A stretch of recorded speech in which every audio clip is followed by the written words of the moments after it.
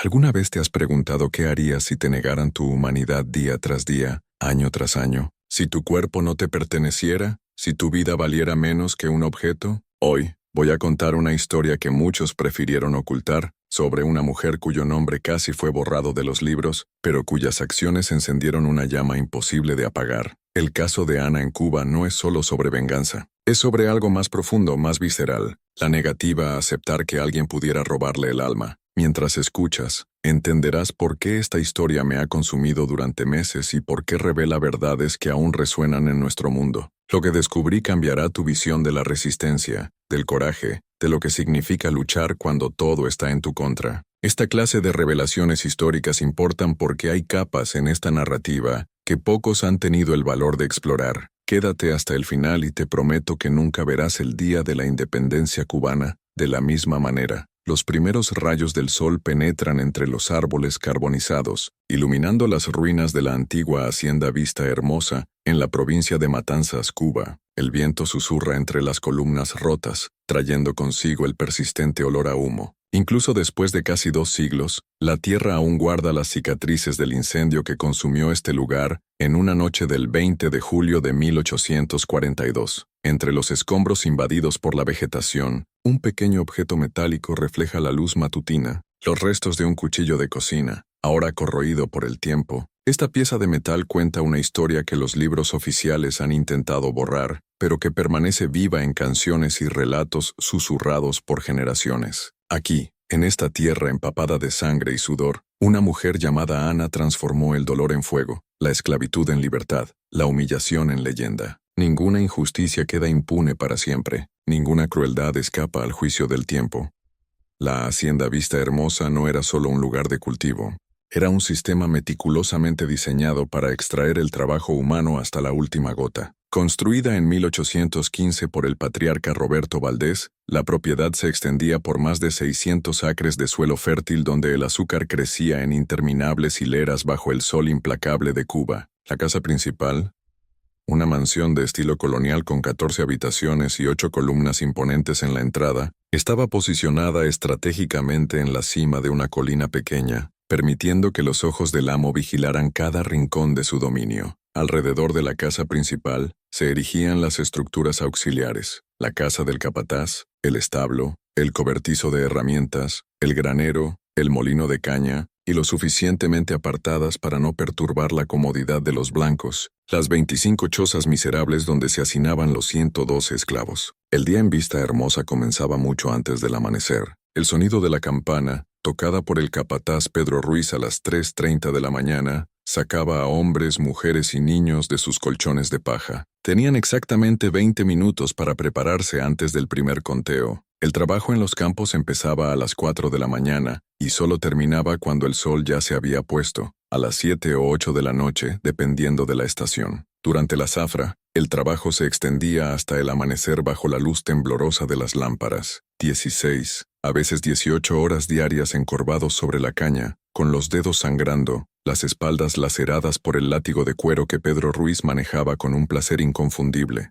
Las reglas de Vista Hermosa estaban escritas con sangre. El código de la hacienda, un conjunto de 48 reglas detalladas, estaba clavado en la pared del establo donde se administraban los castigos. La regla número 19 especificaba que cualquier esclavo que no cumpliera su cuota diaria, 80 libras de caña en temporada baja, 160 en alta, recibiría un latigazo por cada libra faltante. La regla número 25 prohibía cualquier forma de comunicación entre esclavos durante el trabajo. La regla número 33 determinaba que cualquier intento de escape sería castigado con la amputación de un dedo. En el centro del patio, un tronco de mango había sido convertido en un poste de azotes donde los desobedientes eran expuestos. Al lado, un pequeño edificio de ladrillos rojos albergaba la caja caliente, un cubículo sin ventanas donde apenas cabía una persona, y donde el aire estancado podía alcanzar temperaturas letales durante los veranos cubanos. Las paredes internas de esta caja conservaban marcas de uñas de hombres y mujeres que, en la desesperación, intentaron cavar una salida. En el aire de Vista Hermosa, flotaba constantemente el chasquido del látigo, los gemidos de los castigados, el llanto ahogado de madres cuyos hijos eran vendidos, el tintineo de las cadenas en los tobillos de los trabajadores del campo. Y bajo este escenario de horror, Un odio silencioso crecía gota a gota, día tras día, hasta desbordarse en una noche de fiesta para algunos y de fuego para otros. La campana de la hacienda sonaría una última vez, no para llamar al trabajo, sino para anunciar la retribución. Ana no nació esclava, fue convertida en una. Provenía de la región de Congo, capturada a los 8 años en 1818, a bordo del barco negrero Esperanza. Llegó al puerto de La Habana después de 58 días en el mar, durante los cuales vio morir a 1/3 de los cautivos por enfermedades, hambre o desesperación. Fue comprada en el puerto por Roberto Valdés, quien buscaba mano de obra fresca para su hacienda. Separada de su madre y hermanos, Ana fue renombrada. Su nombre original africano fue borrado como la primera medida para romper su identidad. Desde el principio, Ana mostró una inteligencia aguda y una memoria prodigiosa.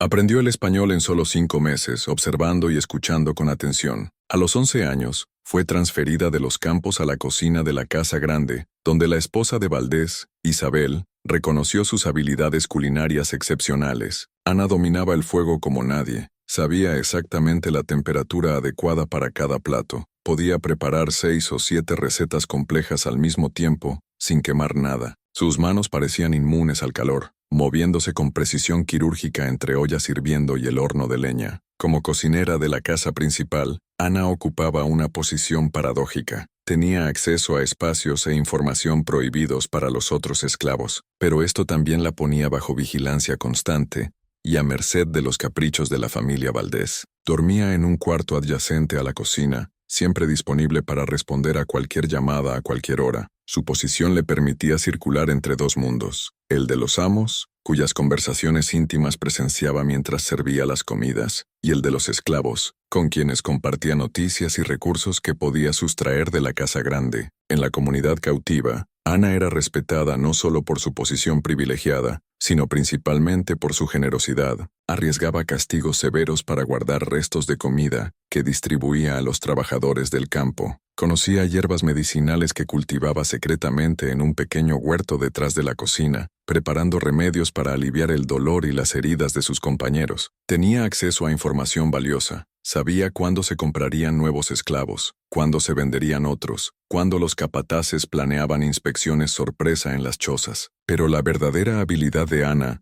la que definiría su destino, era su capacidad para observar, memorizar y planear. Mientras servía cenas elaboradas para los ilustres invitados de Valdés, memorizaba cada detalle sobre rutas comerciales, movimientos abolicionistas, disputas políticas. Conocía el plano de la casa mejor que sus propios residentes. Sabía qué tabla del piso crujía, qué puerta tenía el cerrojo suelto, qué ventana quedaba sin trancar en las noches calurosas. Conocía los horarios y hábitos de cada miembro de la familia, sus debilidades, sus secretos, sus miedos. Ana era invisible para ellos, solo otro mueble, y eso sería su mayor ventaja. La crueldad en Vista Hermosa no era un accidente, sino un método cultivado con cuidado. El hijo mayor de Roberto Valdés, Carlos, desarrolló una reputación particularmente sádica. Tras regresar de sus estudios en Madrid en 1840, asumió el control de los castigos en la hacienda, introduciendo técnicas refinadas que había aprendido de un comerciante con propiedades en las Antillas. Carlos mantenía un diario donde anotaba meticulosamente el progreso de sus métodos. El esclavo, escribía,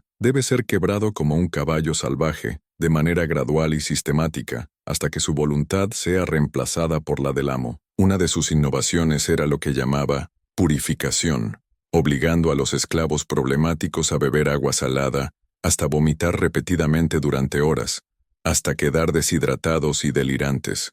Otra práctica era la disciplina de las hormigas, atar al castigado en un hormiguero con miel untada en el cuerpo, dejándolo allí por horas. Pero su especialidad era la lección de fuego, acercar lentamente un hierro al rojo vivo al cuerpo del castigado sin tocarlo, manteniéndolo a unos centímetros de la piel, causando ampollas por el calor intenso sin dejar marcas de quemaduras directas. Una tortura que no disminuía el valor de mercado de la propiedad. Cada nueva atrocidad era seguida por una respuesta creciente de la comunidad esclava. Cuando Carlos azotó hasta la muerte a un joven que se desmayó en el campo, los trabajadores redujeron deliberadamente el ritmo de la cosecha al día siguiente, aún sabiendo que todos serían castigados. Cuando vendió a los gemelos de 6 años de una lavandera, separándolos a compradores diferentes, 4 mujeres abortaron intencionalmente para evitar que sus bebés nacieran en la esclavitud. Cuando le rompió el brazo al viejo Marcos, el carpintero, por un supuesto defecto en una mesa, las herramientas comenzaron a desaparecer misteriosamente, retrasando las reparaciones en la propiedad.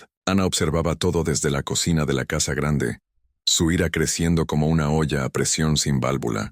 Presenció cómo Carlos arrastraba a una niña de 14 años al granero, de donde la chica regresó horas después con el vestido rasgado y sangre corriendo por sus piernas. Vio cuando ordenó atar a un hombre cabeza abajo en un árbol, por mirar directamente a una dama blanca. Sirvió la cena la noche en que Roberto y Carlos discutieron la compra de nuevos esclavos, refiriéndose a ellos como piezas y unidades de producción. Cada incidente se acumulaba en su interior, alimentando un fuego interno que crecía cada día. Ana guardaba todo, cada injusticia, cada humillación, cada grito de dolor en una cámara secreta de su memoria. No era solo rabia por lo que sentía, sino una indignación fría y calculadora que esperaba el momento adecuado para manifestarse. Su rostro permanecía impasible mientras servía los exquisitos platos que preparaba, pero detrás de esa máscara de sumisión se formaba una tormenta que finalmente encontraría su catalizador en la persona de Kofi, su único hijo. El pequeño Kofi nació en una noche tormentosa de 1839, resultado de la violencia de Carlos Valdés contra Ana. A pesar de las circunstancias de su concepción, el niño trajo una luz inesperada a la vida de su madre. Con ojos vivaces y curiosos, Kofi creció en los rincones de la cocina, aprendiendo a quedarse callado e invisible cuando los blancos estaban cerca. Ana le enseñaba secretamente las canciones y historias que conservaba de su tierra natal, susurradas en la oscuridad antes de dormir. También le enseñaba palabras de su lengua original, creando un código entre ellos que nadie más en la hacienda entendía. Kofi había heredado la inteligencia de su madre, y a los 4 años ya ayudaba en la cocina, aprendiendo los secretos de las hierbas y especias. Sus pequeñas manos eran hábiles pelando vegetales,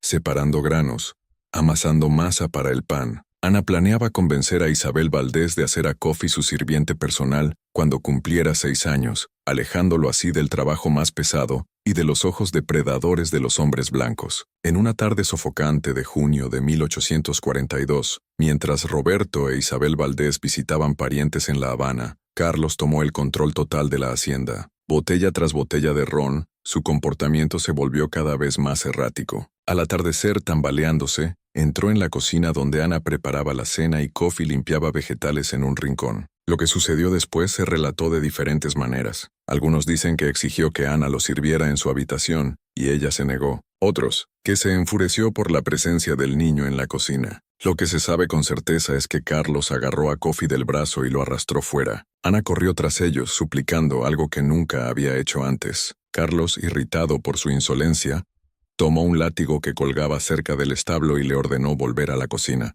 Cuando ella se negó, dio el primer golpe, no en ella, sino en el niño. El grito de Kofi rasgó el aire de la hacienda. El segundo golpe abrió un corte profundo en la espalda frágil del chico. El tercero lo hizo caer de rodillas. Ana avanzó, pero fue retenida por 2 capataces. Fue obligada a mirar mientras Carlos, ahora en un frenesí de ira, azotaba al niño repetidamente. Cuando finalmente paró, Kofi yacía inmóvil en el polvo del patio, su vestido blanco salpicado de rojo. El niño fue llevado a la choza de la curandera anciana, abuela Nala, pero no sobrevivió a la noche. Sus pulmones pequeños, frágiles desde el nacimiento, no resistieron el trauma. Durante el funeral improvisado realizado al amanecer bajo un viejo árbol de ceiba al fondo de la propiedad, Ana no derramó una lágrima. Sus ojos secos y fijos contemplaban el pequeño cuerpo envuelto en una sábana blanca, siendo bajado a la tierra. Mientras las mujeres cantaban un lamento fúnebre en voz baja, Ana sacó un cordón de cuero con una pequeña bolsa de tela, su amuleto protector traído de África. Lo colocó sobre el cuerpo de su hijo,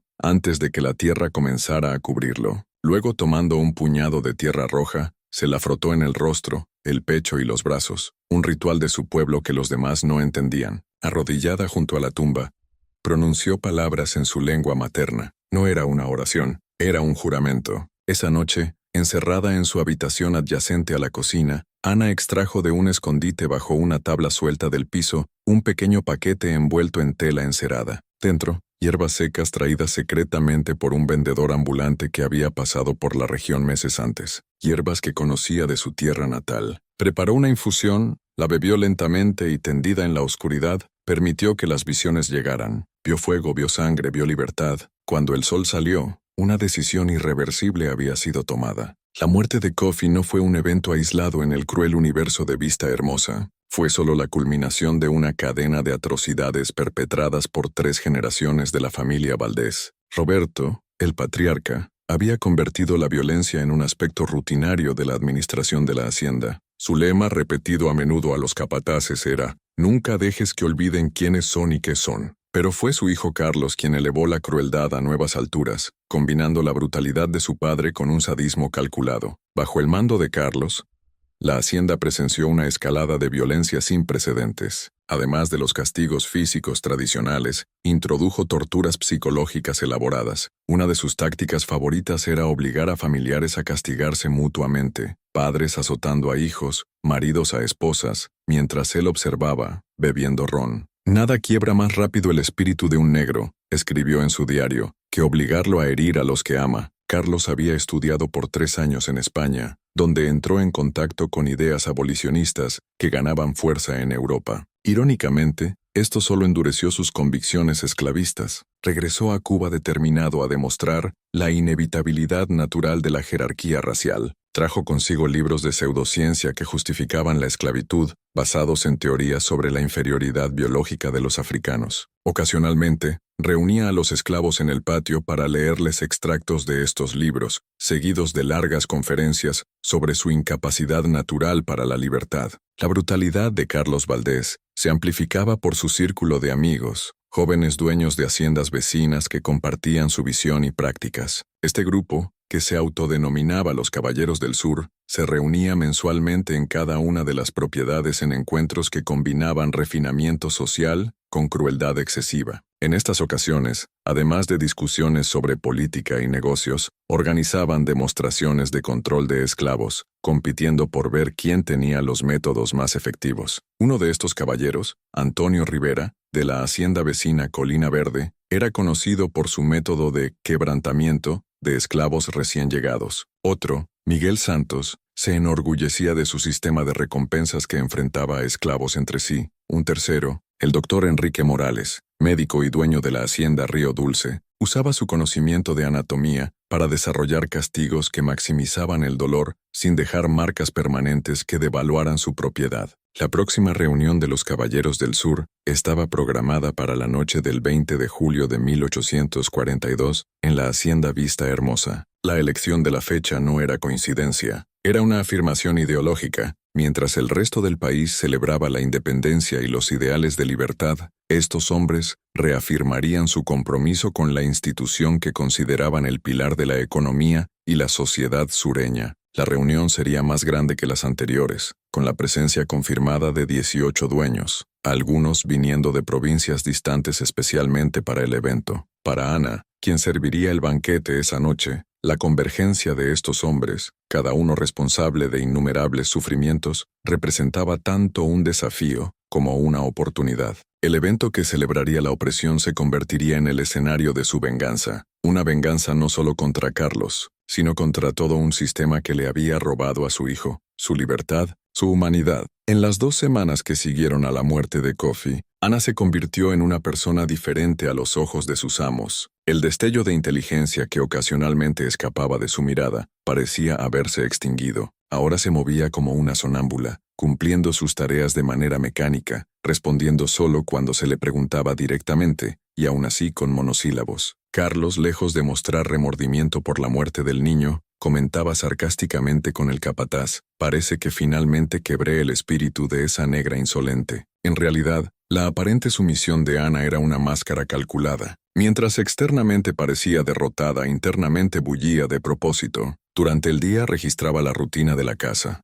los horarios de los residentes, la ubicación exacta de los objetos. Por la noche, cuando todos dormían, se deslizaba silenciosamente por la propiedad, midiendo distancias, probando puertas, estudiando los patrones de las rondas de los vigilantes. La oportunidad para una humillación pública llegó una semana antes del día planeado. Durante una cena con el sacerdote local y su esposa, Isabel Valdés, irritada por la lentitud de Ana, derribó intencionalmente un vaso de vino tinto sobre el mantel blanco y acusó a la esclava de negligencia. Carlos, ya ebrio, ordenó a Ana arrodillarse en el centro del comedor y pedir perdón. Más alto, demandó cuando ella murmuró las palabras. Quiero que todos escuchen lo que eres. Ana alzó la voz, repitiendo la fórmula de sumisión que había aprendido a recitar. Soy una esclava inútil que merece castigo. ¿Y qué más eres?, preguntó Carlos con una sonrisa cruel en los labios. Un silencio llenó la habitación. La esposa del sacerdote bajó la mirada incómoda. El sacerdote carraspeó. Un animal,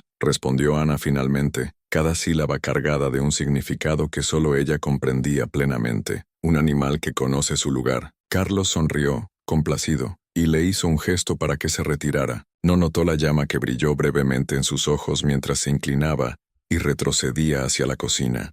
Tampoco notó en los días siguientes cómo ella observaba con atención los preparativos para la celebración del 20 de julio, memorizando cada detalle del evento planeado. Esa humillación pública fue la última que Ana soportaría. En la privacidad de su pequeña habitación, apretó los puños con tanta fuerza que sus palmas sangraron donde las uñas se clavaron. Fue en ese momento cuando la última vacilación desapareció. El plan que había estado elaborando en las sombras de su mente se cristalizó en una determinación inquebrantable. Carlos Valdés y sus caballeros aprenderían de la manera más dura que incluso el animal más dócil puede volverse contra su torturador cuando es empujado más allá de sus límites. La preparación para lo que después se conocería como la venganza de Vista Hermosa comenzó 3 días después de la muerte de Kofi. Ana sabía que no podía ejecutar su plan sola. Necesitaría aliados confiables, personas que compartieran no solo su sufrimiento, sino también su determinación. Cuidadosamente, durante las semanas siguientes seleccionó a 6 individuos de la comunidad esclava de Vista Hermosa. El primero en ser reclutado fue Tomás, un hombre de 42 años que trabajaba como cochero y ocasionalmente como herrero. Tomás había perdido a su esposa durante un parto difícil cuando Carlos se negó a llamar a un médico, diciendo que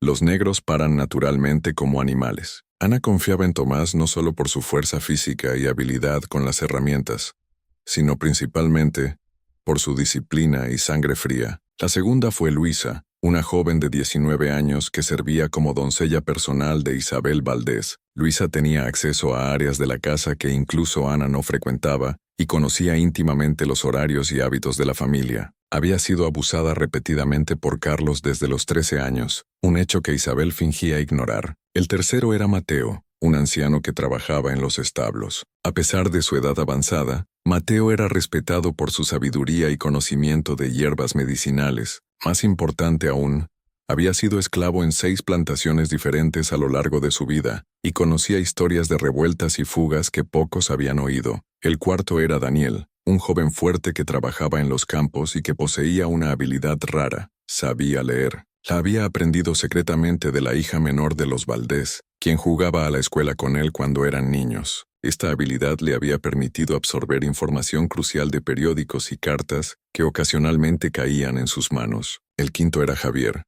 un hombre de mediana edad con experiencia en el molino, conocido por su astucia en evadir castigos. La sexta y última era Abuela Nala, la curandera que había atendido a Kofi en sus últimos momentos. Con más de 75 años, Abuela Nala era una figura casi mítica en la comunidad esclava. Se susurraba que tenía poderes espirituales, que podía comunicarse con los ancestros y predecir el futuro. Más pragmáticamente, su conocimiento de venenos y pociones sería invaluable. Ana se reunió con cada uno por separado, en momentos y lugares diferentes para evitar sospechas. Sus conversaciones fueron breves y codificadas, pero el entendimiento entre ellos era profundo. Ninguno preguntó directamente cuál era el plan. Tal conocimiento explícito sería demasiado peligroso. En cambio, Ana dio a cada uno instrucciones específicas, piezas de un rompecabezas que solo ella veía completo. A Tomás le encargó fabricar secretamente 7 herramientas cortantes a partir de pedazos de metal desechado. A Luisa le pidió información detallada sobre cada habitación de la casa principal, especialmente las salidas y los artículos inflamables almacenados allí.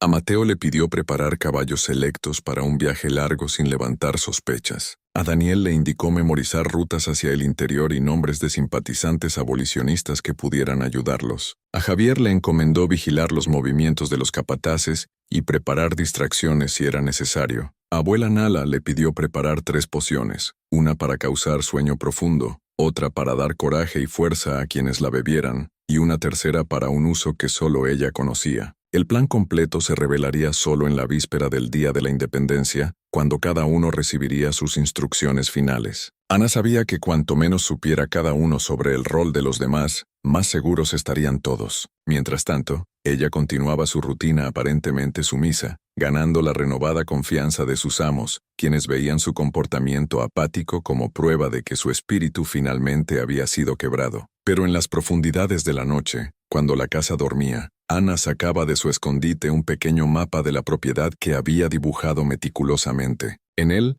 marcaba los puntos estratégicos, los horarios de las rondas, las rutas de escape. Un plan tomaba forma, no solo de venganza, sino de liberación. Un plan que bautizó en su mente como el Día de la Verdadera Independencia. En la víspera del Día de la Independencia, la hacienda Vista Hermosa bullía de actividad.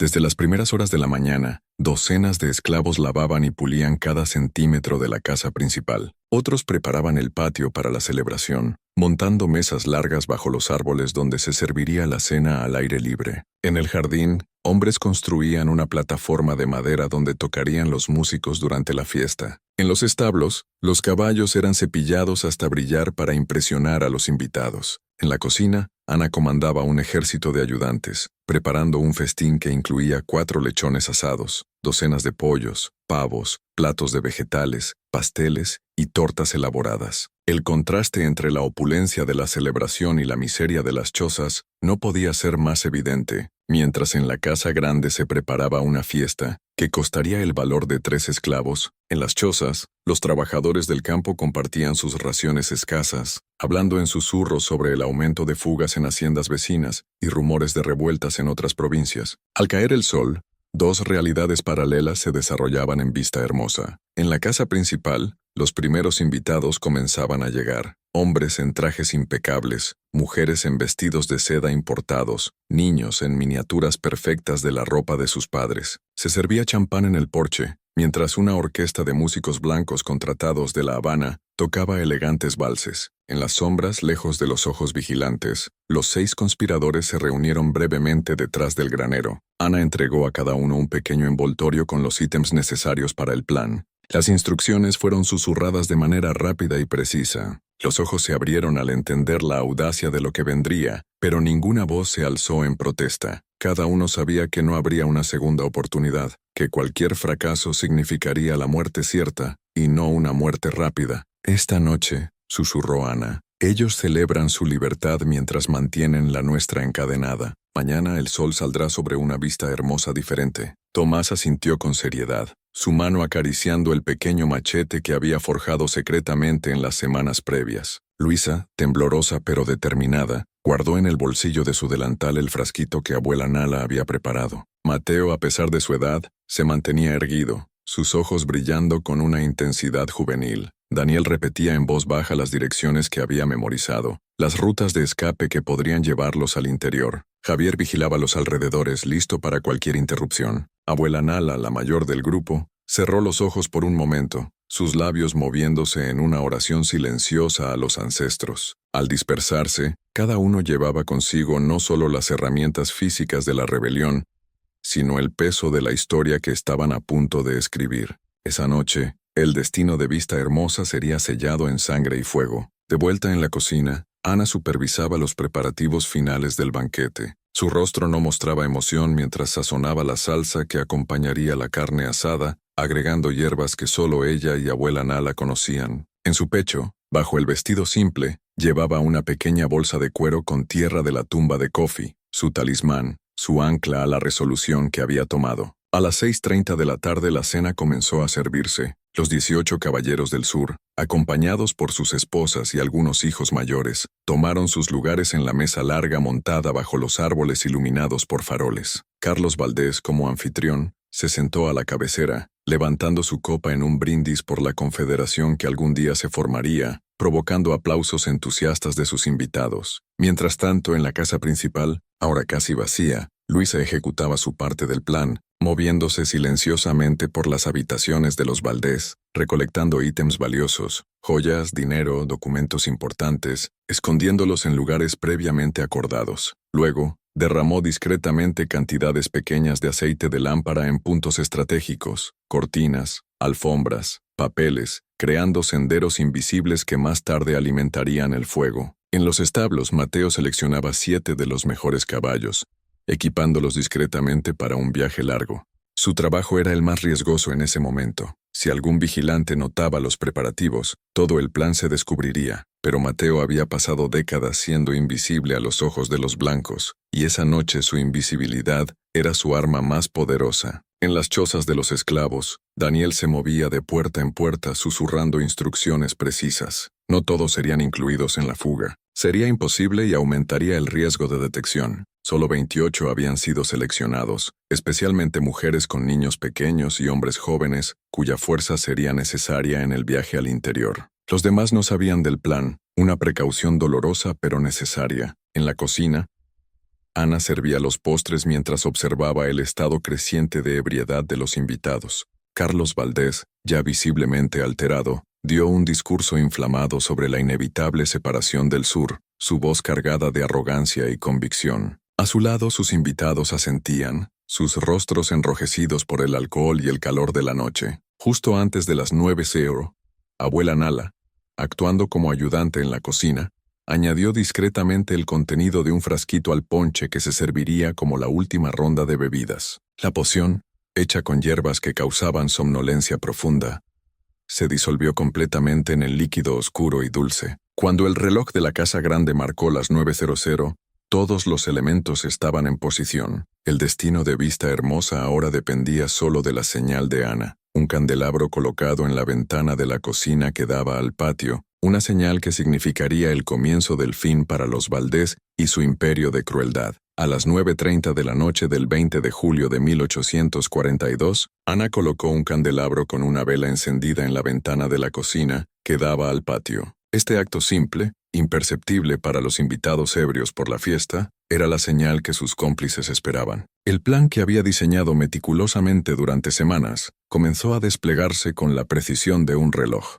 La primera fase dependía de un timing perfecto. El ponche servido 50 minutos antes, preparado con la poción de abuela Nala, empezaba a surtir efecto. Los caballeros del sur, sus esposas y los pocos niños presentes, sentían un sopor inusual que atribuían al exceso de comida y bebida. Algunos ya cabeceaban en sus sillas, otros arrastraban las palabras en conversaciones cada vez más desconectadas. Carlos Valdés, sin embargo, permanecía despierto, aunque visiblemente borracho. Inclinado hacia su vecino de mesa, el doctor Enrique Morales, hablaba en voz alta sobre un nuevo cargamento de esclavos que esperaba recibir en 2 semanas. En ese momento Ana se acercó a la mesa, trayendo una botella especial de ron que, según dijo, Roberto Valdés guardaba para ocasiones verdaderamente especiales. «Señor», dijo con los ojos bajos, su padre siempre decía que este ron debía servirse para celebrar el futuro de la familia. Carlos, halagado y ya incapaz de percibir la ironía mortal en las palabras de Ana, ordenó que sirviera una dosis para cada uno de los hombres aún conscientes. El ron, mezclado con una segunda poción de abuela Nala, no para dormir sino para paralizar temporalmente, fue recibido con exclamaciones de aprobación. Mientras el último invitado sucumbía al sueño inducido, la segunda fase del plan entró en acción. Tomás, usando las llaves que Luisa había sustraído temporalmente del bolsillo de Carlos, abrió discretamente el depósito de armas de la hacienda. Con movimientos rápidos y silenciosos, removió todas las pistolas y rifles, escondiéndolos en un lugar previamente determinado, en el bosque adyacente a la propiedad. Al mismo tiempo, Mateo llevó los 7 caballos seleccionados a un punto a media milla de la casa principal, donde Daniel ya esperaba con los primeros esclavos que participarían en la fuga. Entre ellos había 4 mujeres con bebés en brazos, 6 niños entre 3 y 9 años, y 8 hombres y mujeres jóvenes elegidos por su fuerza y determinación. En la casa principal, ahora silenciosa excepto por el ronquido ocasional de algún invitado dormido en los sillones de la sala, Luisa ejecutó la parte más peligrosa del plan. Con pasos ligeros como los de un gato, entró en la oficina de Roberto Valdés. Allí, en un cajón cerrado cuya ubicación Ana había descrito con precisión, encontró lo que buscaba, los documentos de propiedad de Vista Hermosa y, más importante, las notas promisorias de deudas sustanciales que la familia había contraído en años recientes para mantener su estilo de vida extravagante. Recogiendo estos papeles, Luisa fue al dormitorio principal, donde Isabel Valdés dormía profundamente, gracias a un té especial que Ana le había preparado para su insomnio. Con manos hábiles abrió la caja fuerte oculta detrás de un cuadro, su posición revelada por años de observación cuidadosa, y sacó las joyas de la familia y el dinero guardado allí. Estos ítems no eran solo valiosos, representaban el sustento que permitiría a los fugitivos sobrevivir durante su viaje a la libertad. Mientras tanto, en el patio comenzó la tercera fase. Ana, ahora libre de la máscara de sumisión que había llevado por tantos años, se acercó a Carlos Valdés, quien permanecía sentado a la cabecera de la mesa, su cuerpo pesado por el alcohol y la poción, incapaz de moverse correctamente aunque aún consciente. Carlos, dijo, usando por primera vez el nombre de su amo sin título, su voz clara y firme, ¿recuerdas a mi hijo? Coffee, el niño que mataste. Los ojos de Carlos se abrieron en reconocimiento y alarma, pero sus miembros no respondían a las órdenes de su cerebro. Intentó gritar, pero su voz salió como un murmullo pastoso. Esta noche, continuó Ana, entenderás lo que significa perderlo todo. Con un movimiento fluido, sacó de su delantal el cuchillo que Tomás había forjado, una hoja simple pero afilada como una navaja. Carlos intentó levantarse, luchando contra la parálisis inducida, pero solo logró caer de la silla, golpeando pesadamente el suelo. Lo que siguió fue descrito de diferentes maneras por los pocos sobrevivientes que presenciaron desde la distancia. Algunos dicen que Ana ejecutó a Carlos con un solo corte preciso en la garganta, silencioso y eficiente. Otros afirman que le infligió múltiples heridas, cada una correspondiente a una atrocidad específica que él había cometido contra los esclavos de Vista Hermosa. También hay relatos de que le susurró al oído los nombres de cada persona que había sufrido o muerto bajo sus órdenes, mientras le extraía la vida lentamente. Lo que se sabe con certeza es que cuando terminó, Ana estaba cubierta de sangre, y Carlos Valdés yacía sin vida a sus pies. Alrededor, los otros caballeros del sur y sus familias permanecían inconscientes, ignorantes del destino que les esperaba. En ese momento, Luisa regresó de la casa principal, trayendo consigo los ítems valiosos y noticias alarmantes. Dos de los capataces, que no habían participado en la fiesta, estaban haciendo una ronda no programada y se acercaban al patio. La cuarta fase del plan necesitaba acelerarse. Ana le hizo una señal a Tomás, quien rápidamente encendió los senderos de aceite que Luisa había preparado en la casa principal. El fuego se extendió con sorprendente rapidez, alimentado por los materiales secos y la brisa ligera que soplaba esa noche. En minutos, las cortinas de la sala estaban en llamas y el humo comenzó a salir por las ventanas del piso superior. Mientras la casa ardía, Ana ordenó a Luisa y Tomás dirigirse inmediatamente al punto de encuentro en el bosque. Ella tenía una última tarea que hacer. Regresando a la cocina, recogió un pequeño recipiente de arcilla que había preparado con antelación, conteniendo una mezcla altamente inflamable de grasa animal, alcohol y resina de pino, una receta que había aprendido de su madre en Congo, usada para iniciar fuegos ceremoniales. Volviendo al patio donde los invitados aún dormían, ajenos al peligro, Ana esparció el contenido del recipiente sobre la mesa y alrededor de las sillas. Luego, sacando un pedernal que había ocultado en su bolsillo, encendió una chispa que rápidamente se convirtió en una cortina de fuego. El calor intenso finalmente despertó a algunos de los invitados,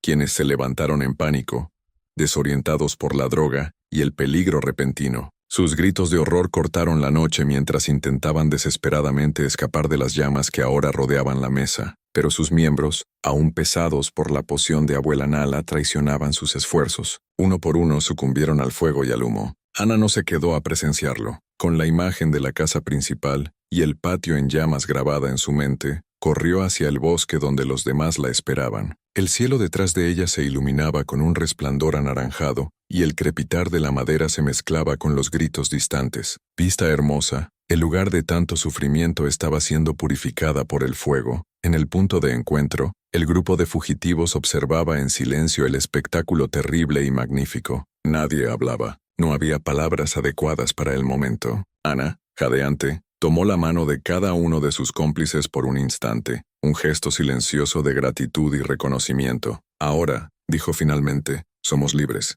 Y así, mientras Vista Hermosa ardía como una pira funeraria gigantesca, 32 personas, antes propiedad, ahora seres humanos con derechos, montaron en los caballos o caminaron hacia el interior, guiados por las estrellas y la promesa de una vida más allá de las cadenas. Mientras las llamas consumían la hacienda Vista Hermosa, Ana guió al grupo de 32 fugitivos al lugar que había elegido cuidadosamente para el ritual final. Era un pequeño claro circular en el bosque, rodeado de antiguos árboles de ceiba, donde generaciones de esclavos habían realizado secretamente ceremonias y ritos de sus tierras natales, lejos de los ojos de los capataces. En el centro del claro, abuela Nala encendió una pequeña hoguera usando ramitas secas de eucalipto y hojas cuyo fragante aroma se extendió por la noche. Alrededor del fuego, los fugitivos formaron un círculo, hombres, mujeres y niños unidos no ya por el cautiverio, sino por la libertad recién conquistada. Ana, aún con la ropa manchada por la sangre de Carlos Valdés, avanzó al centro del círculo. En sus manos llevaba un pedazo roto de cadena que había tomado del establo, un símbolo tangible de la esclavitud que dejaban atrás. Sin decir una palabra, arrojó la cadena al fuego. Las llamas crepitaron y se elevaron momentáneamente, proyectando sombras danzantes en los rostros solemnes alrededor. Hoy, dijo finalmente su voz clara y firme, quemamos más que una casa y sus habitantes, quemamos nuestras cadenas, quemamos nuestro pasado como propiedad, quemamos los nombres que nos dieron. Un murmullo de aprobación recorrió el círculo. Una mujer comenzó a cantar suavemente, una canción en una lengua que pocos allí entendían aún, pero cuyo significado todos sentían en sus corazones. Otras voces se unieron, formando una armonía que parecía resonar con los árboles mismos. De este momento en adelante, continuó Ana cuando el canto se apagó, elijan sus propios nombres, decidan sus propios caminos. Aquellos que deseen ir al interior, Daniel los guiará. Aquellos que prefieran buscar un lugar más cercano, Tomás conoce una comunidad de cimarrones a 4 días de viaje al este. La declaración fue recibida con miradas de asombro por personas que nunca habían tenido el derecho a tomar decisiones sobre sus propias vidas. La posibilidad de determinar su destino era simultáneamente liberadora y aterradora. Pero recuerden, añadió Ana su tono endureciéndose, de ahora en adelante cada elección trae responsabilidad, cada libertad conlleva un riesgo. El camino por delante no será fácil, seremos cazados, seremos temidos. Algunos de nosotros quizás no sobrevivamos. Un niño pequeño lloró, asustado, y su madre lo abrazó más fuerte. Abuela Nala se levantó entonces, apoyándose en su bastón nudoso. Escuchen la voz de los ancestros, dijo la anciana, sus ojos recorriendo el círculo. Ellos nos guiaron hasta aquí. Nos protegerán en el camino, pero debemos honrar su sacrificio con nuestro coraje. Mateo, el más viejo de los hombres, dio un paso adelante. Soy demasiado viejo para el viaje largo, dijo, pero puedo servir como guardián de la retaguardia. Me quedaré atrás creando pistas falsas para confundir a los cazadores de esclavos. Un silencio pesado siguió a sus palabras. Todos entendían el sacrificio que Mateo ofrecía, prácticamente una sentencia de muerte. No, dijo Ana después de un momento. Nadie se quedará atrás, no después de todo lo que hemos pasado. O todos nos salvamos o ninguno. Esta declaración fue recibida con expresiones de determinación renovada. Luisa, que hasta entonces había permanecido en silencio, abrió el paquete que llevaba revelando las joyas y el dinero que había sustraído de la casa de los Valdés. Esto comprará nuestro pasaje, dijo, distribuyendo porciones pequeñas a cada familia o individuo. Guardado en escondites y usado con sabiduría, garantizará comida y refugio en el camino. Daniel desplegó un mapa rudimentario que había dibujado basado en historias de fugitivos previos e información recolectada de periódicos y conversaciones oídas. El camino al interior sigue el río por 4 días, explicó, señalando. Luego debemos evitar las carreteras y ciudades, viajando solo de noche, usando las estrellas como guía. Hay estaciones del ferrocarril subterráneo aquí, aquí y aquí, dijo marcando 4 puntos en el mapa.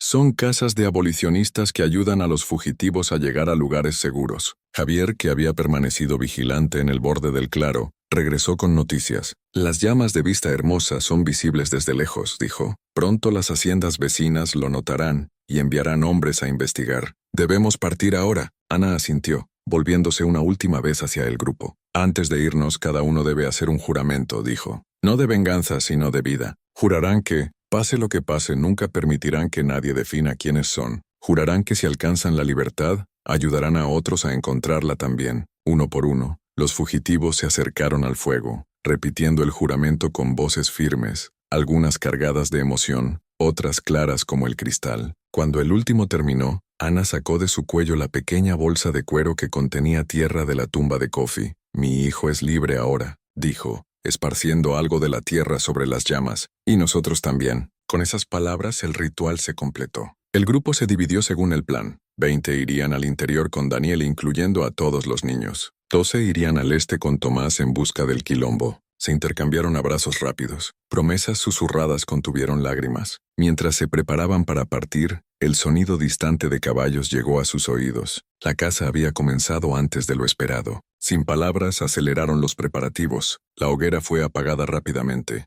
Las huellas disimuladas, como sombras, desaparecieron en el bosque oscuro, dejando atrás solo cenizas y la promesa de libertad. La noticia del incendio en Vista Hermosa y la masacre de los Caballeros del Sur se extendió por la provincia de Matanzas con la velocidad de un incendio forestal. La mañana siguiente al incidente, jinetes galopando llevaron la noticia a las haciendas vecinas, que pronto enviaron hombres armados a investigar. Lo que encontraron fue una escena de destrucción total. La casa principal reducida a escombros humeantes. Los cuerpos carbonizados de los invitados aún reconocibles entre los restos de la fiesta, y el cadáver de Carlos Valdés separado de los demás, con múltiples heridas de cuchillo.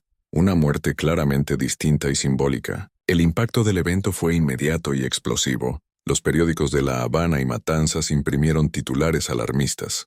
Revuelta sangrienta en Matanzas.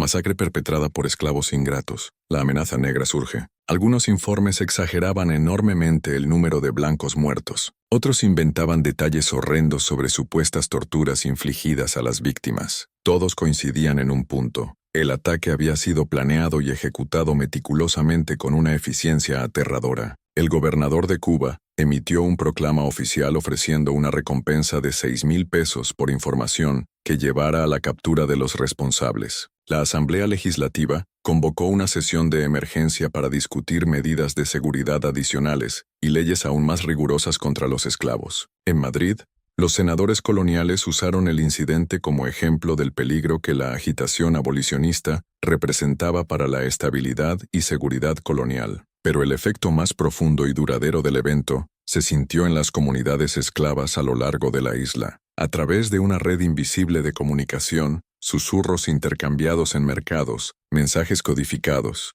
relatos pasados por esclavos que acompañaban a sus amos en viajes.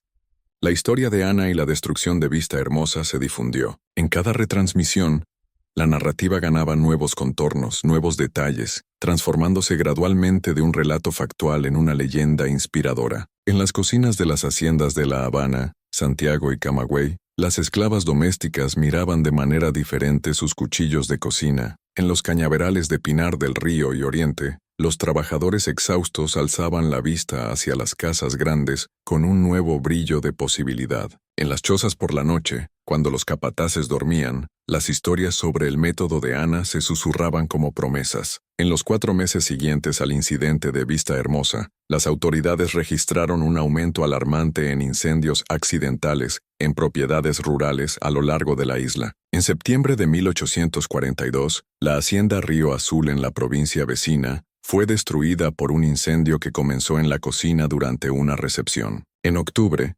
3 propiedades en Oriente sufrieron un destino similar. En noviembre, un fuego devastó la mansión de los Santos, una de las familias más prominentes de La Habana, durante un baile que celebraba el compromiso de su hija mayor. En cada caso, las investigaciones posteriores revelaron el mismo patrón: esclavos desaparecidos, evidencia de planificación meticulosa y un simbolismo inconfundible en la elección del momento y el método. Ninguno de estos casos fue tan letal como Vista Hermosa. La mayoría resultó solo en destrucción de propiedad, con los habitantes logrando escapar, pero el mensaje era claro. El método de Ana se había convertido en un modelo, una estrategia replicable de resistencia y escape. En respuesta, las autoridades coloniales movilizaron recursos sin precedentes. Patrullas armadas recorrieron caminos y senderos, registrando a cualquier persona negra libre o esclava que encontraran. Nuevas leyes se aprobaron apresuradamente, restringiendo aún más los ya limitados derechos de los esclavos y aumentando los castigos por cualquier forma de insubordinación. Se ofrecieron recompensas crecientes por información sobre los fugitivos de Vista Hermosa,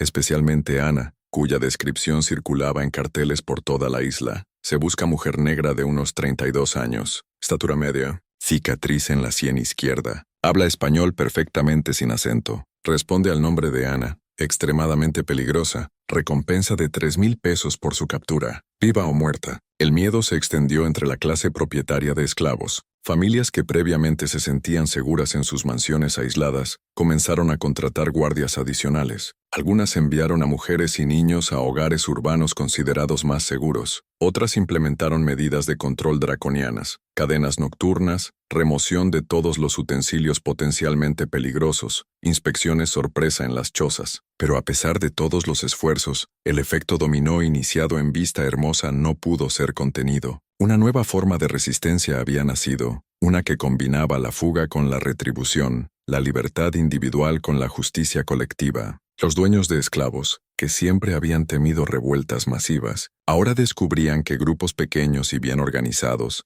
actuando con planificación cuidadosa, podían infligir daños devastadores al sistema que los oprimía. El nombre de Ana, una vez insignificante para todos excepto aquellos que la conocían personalmente, se convirtió en un símbolo. Un susurro de esperanza para algunos, un escalofrío de terror para otros. Y mientras las autoridades enfocaban sus esfuerzos en cazarla, ella y sus compañeros avanzaban hacia el interior, dejando atrás no solo cadenas rotas, sino un legado incendiario que continuaría ardiendo mucho después de que las cenizas de Vista Hermosa se enfriaran. La casa de Ana y sus compañeros movilizó recursos extraordinarios. El gobernador autorizó el uso de milicias coloniales para asistir en los esfuerzos de búsqueda. Cazadores de esclavos profesionales de varias provincias fueron contratados, trayendo consigo perros rastreadores especiales. Carteles con las descripciones de los fugitivos se distribuyeron incluso en regiones remotas, donde simpatizantes de esclavos podrían reportarlos a las autoridades. La estrategia inicial de las autoridades fue concentrar la búsqueda en las rutas principales hacia el interior, especialmente aquellas que seguían los ríos. Se establecieron bloqueos en cruces de ríos, encrucijadas y límites provinciales. Pequeñas ciudades a lo largo de estas rutas fueron ocupadas repentinamente por hombres armados que registraban cada casa, granero y establo, a menudo sin ninguna orden legal. Lo que los perseguidores no sabían era que el grupo de Ana se había dividido, siguiendo caminos diferentes e inesperados. El grupo mayor, liderado por Daniel, había rumbeado efectivamente hacia el interior, pero evitando completamente las rutas tradicionales. En lugar de seguir el río principal, que estaría fuertemente vigilado, se movieron al sur por 4 días antes de virar hacia el interior, usando arroyos menores para enmascarar su olor de los perros rastreadores. El grupo menor, liderado por Tomás e incluyendo a Ana, Luisa y abuela Nala, tomó una dirección completamente diferente. En lugar de buscar libertad en el interior montañoso, se dirigieron al suroeste hacia los pantanos costeros de Cuba. Esta región, conocida como Ciénaga de Zapata, era un laberinto casi impenetrable de aguas oscuras, cipreses cubiertos de musgo y ciénagas traicioneras, un territorio hostil para los no iniciados, pero que albergaba pequeñas comunidades de esclavos fugitivos por generaciones. Por 4 semanas no se encontró ninguna pista concreta de los fugitivos. Luego, a mediados de agosto, llegó la primera captura. 3 mujeres y 2 niños del grupo de Daniel fueron sorprendidos intentando cruzar un río en la frontera provincial. Sometidos a interrogatorios brutales, revelaron la existencia de los 2 grupos y sus rutas planeadas. Esta información reorganizó completamente la caza. Una fuerza de 60 hombres, liderada por el coronel Luis Mendoza, veterano de guerras coloniales y dueño de una de las haciendas más grandes de la provincia, fue asignada para perseguir al grupo de Ana en los pantanos. Mendoza tenía un interés personal en la misión. Su primo había sido una de las víctimas de la masacre de Vista Hermosa. Por casi 2 meses, la expedición de Mendoza vagó por los pantanos de la Ciénaga de Zapata, sufriendo de mosquitos, serpientes venenosas y fiebres. Varios hombres desertaron, otros se enfermaron gravemente, pero Mendoza persistió, impulsado por una sed de venganza que se volvía más amarga cada día. A finales de octubre finalmente encontraron lo que buscaban. Un pescador local, atraído por la recompensa, reportó haber visto humo elevándose de una isla remota en el corazón del pantano. Mendoza movilizó a sus hombres para un ataque sorpresa al amanecer.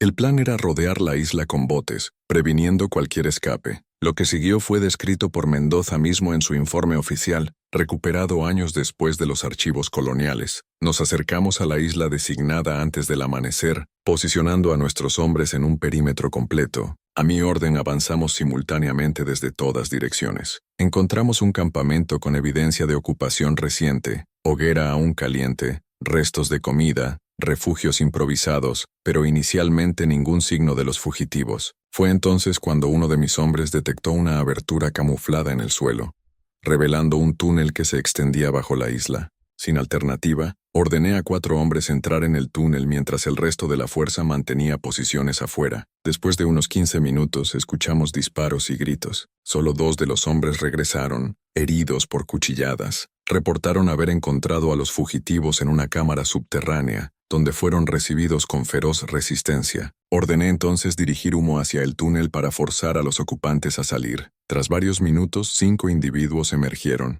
4 hombres y una mujer anciana, todos armados con herramientas agrícolas transformadas en armas. Se negaron a rendirse y atacaron a nuestros hombres, resultando en la muerte de 3 de ellos y heridas a 4 soldados antes de que pudiéramos neutralizarlos. La búsqueda subsiguiente en la cámara subterránea reveló 3 cuerpos más, 2 mujeres con heridas de cuchillo autoinfligidas y un hombre que aparentemente murió por inhalación de humo. La comparación con las descripciones proporcionadas confirmó que la anciana era la llamada abuela Nala y uno de los hombres era Tomás, cómplice de la esclava Ana en la rebelión de Vista Hermosa. Significativamente, no encontramos signo de Ana misma entre los muertos o capturados, a pesar de una búsqueda meticulosa de la isla y sus alrededores durante los siguientes 3 días. Basado en marcas encontradas y reportes de nativos locales, creo que partió días antes de nuestra llegada, posiblemente advertida por centinelas. La dirección de su escape permanece desconocida.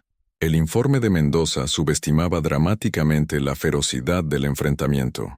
Relatos no oficiales, preservados en las historias orales de las comunidades negras de la región, pintan un cuadro diferente. Según estas narrativas, el grupo liderado por Tomás había establecido efectivamente un escondite en la isla del pantano, pero estaba al tanto de la aproximación de los perseguidores. El túnel y la cámara subterránea habían sido preparados no solo como refugio, sino como trampa. Cuando los 4 hombres de Mendoza entraron en el túnel, fueron atacados por Tomás y 3 otros hombres armados con cuchillos forjados de restos de herramientas agrícolas. En la lucha subsiguiente, 3 soldados fueron muertos y el 4º gravemente herido antes de que pudiera escapar. La decisión de Mendoza de usar humo resultó efectiva, pero la resistencia continuó. Abuela Nala, incluso a sus 75 años, blandió un hacha improvisada e hirió mortalmente a uno de los soldados antes de ser abatida. Luisa, rodeada y viendo la inevitabilidad de la captura, eligió quitarse la vida con el cuchillo que había usado para recolectar los tesoros de Vista Hermosa, rehusándose a regresar a la esclavitud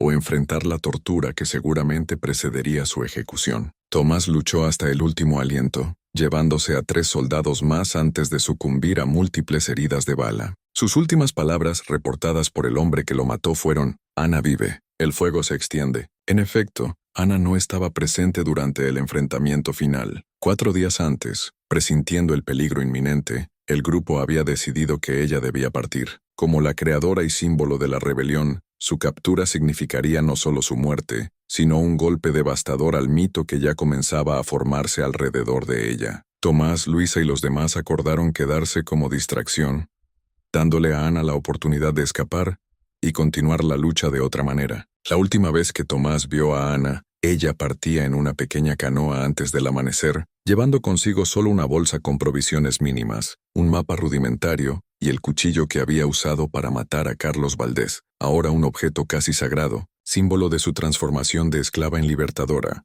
Lo que le sucedió a Ana después de su partida de los pantanos de la Ciénaga de Zapata se convirtió en objeto de intenso debate y especulación. Las autoridades nunca anunciaron oficialmente su captura o muerte, alimentando rumores de que había escapado por completo. En los años siguientes, surgieron reportes de avistamientos a lo largo de la isla y más allá, en Santiago, en las montañas de la Sierra Maestra, incluso en Jamaica o Haití. La historia más persistente la colocaba en una comunidad de negros libres en el oriente de Cuba, donde supuestamente vivió bajo un nuevo nombre, trabajando como partera y curandera. Según esta versión, eventualmente se casó con un exesclavo que había huido de una hacienda en Occidente y tuvo 4 hijos, todos educados y convertidos en profesionales respetados: un ingeniero, una maestra, un agricultor y una activista. Otras narrativas la situaban en el movimiento abolicionista clandestino, trabajando con figuras como José Martí en sus inicios, ayudando a otros esclavos a escapar hacia la libertad.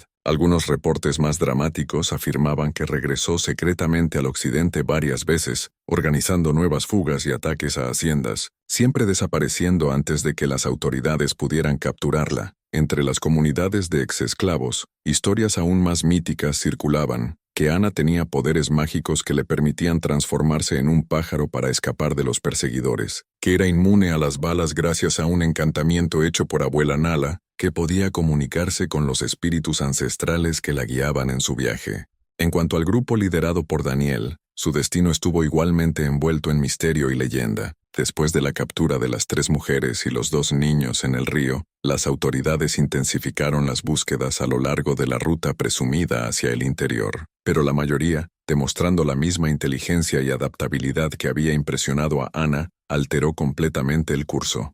En lugar de continuar hacia las montañas como se planeó originalmente, Daniel guió al grupo al este hacia las sierras orientales. Esta región montañosa, con sus valles aislados y bosques densos, ofrecía escondites naturales y estaba habitada por comunidades que a menudo simpatizaban con la causa abolicionista, particularmente grupos de campesinos independientes que tenían poca afinidad con la aristocracia esclavista de las llanuras. Reportes fragmentados indican que el grupo de Daniel eventualmente se dividió en unidades familiares, más pequeñas que se integraron a estas comunidades aisladas o continuaron el viaje hacia lugares seguros en diferentes momentos. Algunos posiblemente alcanzaron Haití, otros pudieron haber encontrado libertad en comunidades de negros libres ya establecidas en el oriente. Aún otros quizás se quedaron ocultos en las montañas, creando pequeños asentamientos aislados que existieron por generaciones sin contacto con el mundo exterior. El impacto del evento de Vista Hermosa y la subsiguiente caza de fugitivos se extendió mucho más allá del destino individual de Ana y sus compañeros. Para la sociedad esclavista colonial, representó un punto de inflexión, un momento en que el miedo latente a la rebelión se cristalizó en una paranoia aguda. Se aprobaron nuevas leyes, se impusieron restricciones más severas, se intensificó la vigilancia. El control sobre los esclavos se volvió aún más asfixiante en un intento desesperado por prevenir la repetición del método de Ana. Paradójicamente, estas medidas draconianas solo aceleraron el proceso que pretendían detener.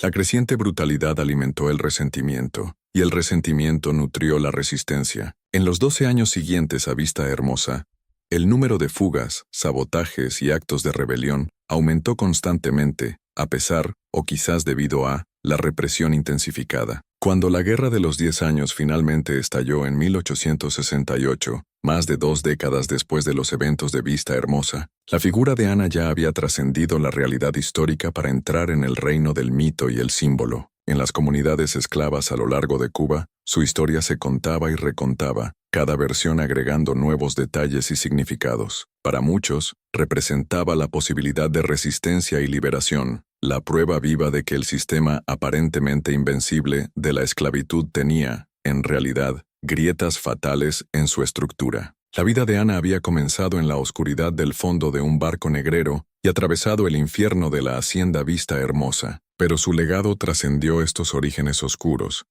convirtiéndose en una guía para quienes vinieron después. Si realmente encontró paz y libertad en algún lugar distante, o si cayó anónimamente en su lucha, es menos importante que el impacto duradero de sus acciones. En un mundo construido para quebrar su espíritu, Ana no solo sobrevivió, reescribió las reglas del juego. La historia de Ana en Cuba permanece viva no solo en registros históricos o relatos orales transmitidos por generaciones. Manifestaciones tangibles de su legado persisten hasta el presente, conectando el pasado con el ahora a través de objetos, lugares y tradiciones culturales que preservan la memoria de su resistencia extraordinaria. En el pequeño pueblo de Matanzas Viejo, Cuba, a solo 6 millas del sitio donde antes estaba la hacienda Vista Hermosa, un museo comunitario alberga lo que muchos creen es el cuchillo original, usado por Ana para matar a Carlos Valdés. La pieza, una hoja simple de cocina con mango de madera desgastado por el tiempo, fue descubierta en 1952 durante excavaciones arqueológicas en el sitio de la antigua hacienda.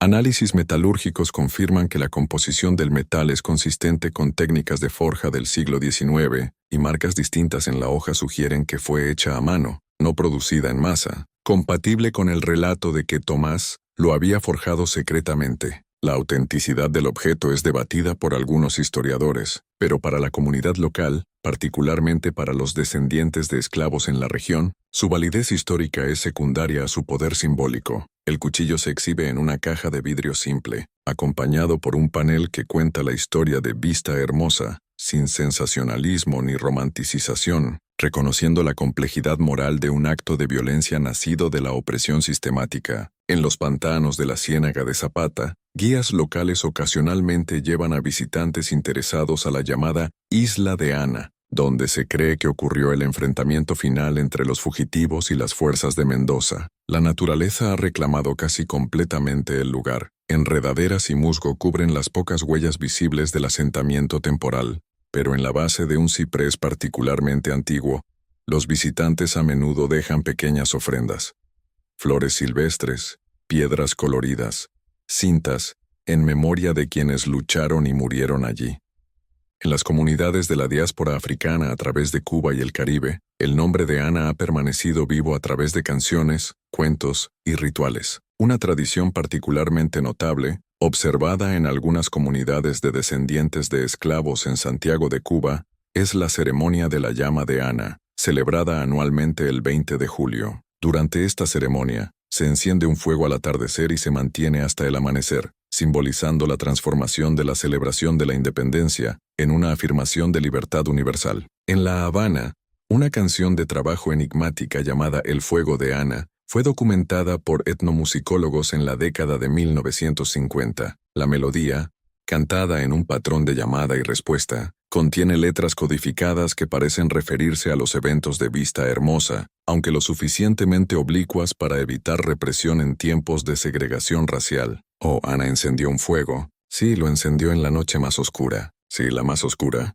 Y esa llama arde, aún arde, mostrando el camino a casa. El camino a casa. En el mundo académico contemporáneo, el caso de Ana y la rebelión de Vista Hermosa se ha convertido en objeto de estudio interdisciplinario, analizado no solo como evento histórico, sino como ejemplo poderoso de resistencia, agencia y construcción de narrativas de libertad. Historiadores, antropólogos, psicólogos y expertos en estudios culturales exploran las múltiples capas de significado incorporadas en la historia, discutiendo temas complejos sobre violencia justificada, trauma histórico y la transformación de individuos en símbolos colectivos. Este debate académico, sin embargo, a menudo choca con la memoria viva mantenida en comunidades que trazan su linaje espiritual hasta Ana y sus compañeros. Para muchos descendientes de esclavos, la historia de Ana no es solo un caso de estudio o un ejemplo histórico, es un legado personal, una fuente de identidad y resistencia continua, como explicó la doctora María López, historiadora y autora de Fuego Redentor, Ana de Cuba y la política de la resistencia esclava. Existe una tensión productiva entre las narrativas académicas y comunitarias sobre Ana. La academia busca precisión, matiz, contextualización. La comunidad busca inspiración, continuidad, aplicabilidad. Ambas aproximaciones tienen valor y limitaciones.